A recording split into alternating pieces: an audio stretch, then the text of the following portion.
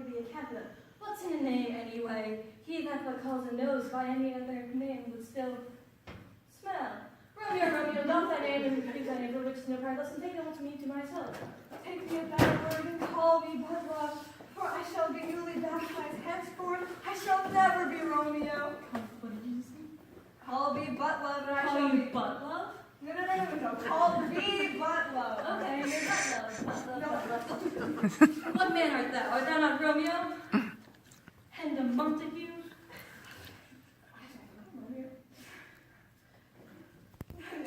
Dost thou love me then? I know thou wilt say I, and I will take thee at thy word, but if thou swearest, thou may prove it false. So, Romeo, if thou love me faithfully, pronounce it. Lady yonder, blessed moon, I swear. Do not swear by the moon. Shall I swear by that? Hello, what about, that lady over there? Oh, which one? The blonde? Yeah. The one in the green shirt right there? Oh, okay. Well, lady yonder, blessed virgin, I swear. I don't think so. No, do not swear at all. For although I find joy in thee, I find no joy in this contract tonight. It's too rash, too sudden, too uninvited, which like the lightning doth cease to be ere one can say it lightens. Sweet good night. Sweet good night. Yo, butt love! Here. Oh, will thou leave me so unsatisfied? Good night, pardon me, such sweet sorrow. Thy butt love. I know it's a pisser, isn't it? But we'll have our revenge, won't we? Now hark, villain, I will grind your bones to dust, and of your blood I'll make a paste, and of the paste a coffin I will rear, and make a pasty of your shameful head. Go, Lavinia, receive the blood. First of all, we want to make a nice, clean incision from the carotid artery to the jugular vein, like...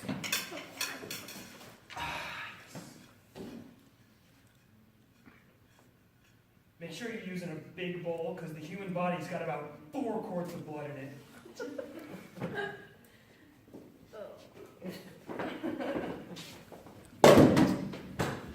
And when that he is dead, which should be...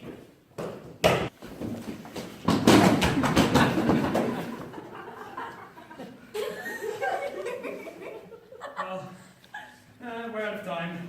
Be sure to tune in tomorrow when we'll see Timon of Athens teach us how to make ratatouille out of our special guests, the Merry Wives of Winter. Say goodnight, Lavinia. Close enough. Good night, everybody, and bon appetit. What we have is this. Why did you write 16 plays when you could have written just one?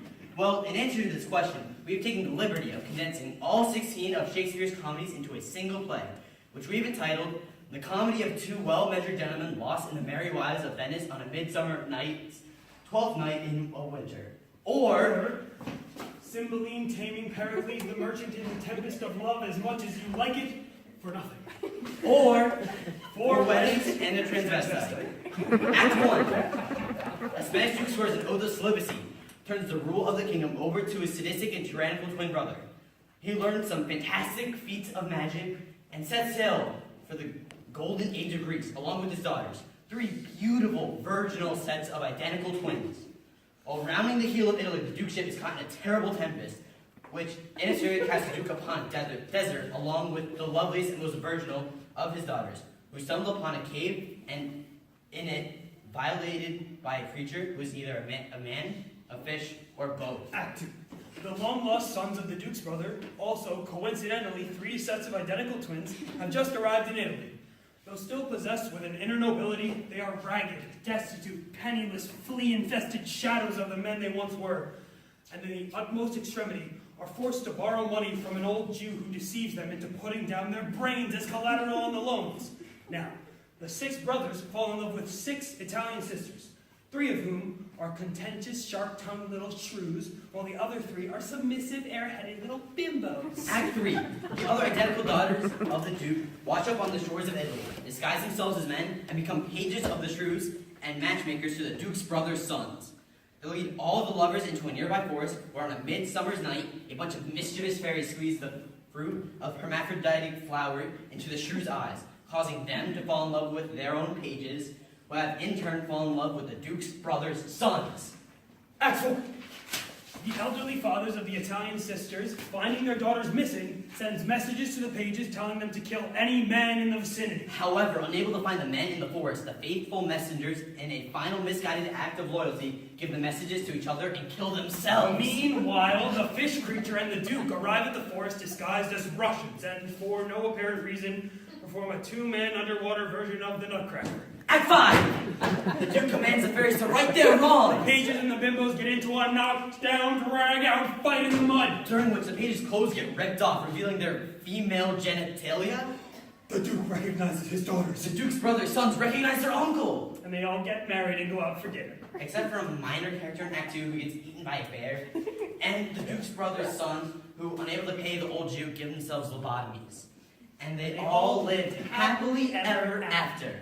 Thank you.